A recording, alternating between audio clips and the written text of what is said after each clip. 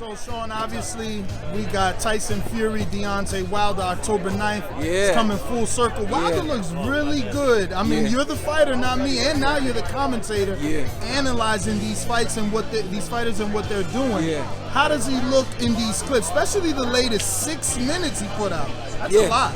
Yeah, no, he's working.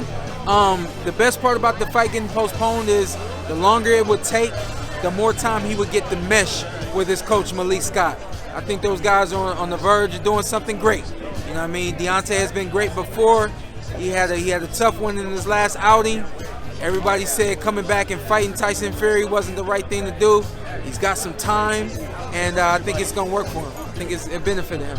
He seems like he's working on tripling that left hook to the body. You think going to the body, that soft midsection of Tyson Fury, is the right thing, or going to the body, you give up your height, so you're putting yourself in? You give up your height. You know, there are fighters that know how to do it and can do it.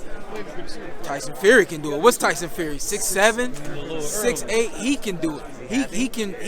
But he's a really good boxer, so he knows how to get in there and actually dig and dig safely. You know, so you know if Deontay's adding that to his arsenal, I went and checked out the first fight. There were jabs to the bodies. There were straight rights to the body. I checked out the first round of the second fight. There was jabs to the body. There was right hands to the body. He needs the long shots.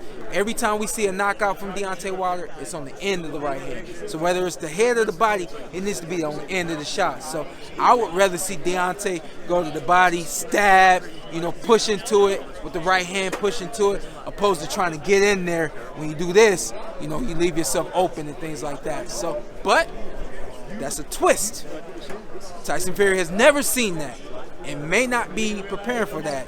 So even on that side of it, you know, D, at this point, maybe put it all out there. But some stuff you probably should keep in camp and pull out on the night of the fight. Now, Fury is trying to, I guess, discredit Malik Scott. He's like, oh, I beat you up in sparring and I beat Wilder up. Yeah. But I've seen your father isn't a world champion. Freddie Roach isn't a world champion.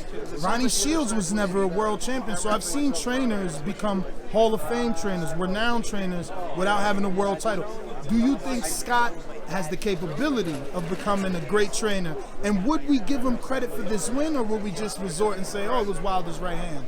There are people who can show you better than can tell you, and then there are people who can tell you better than they can show you.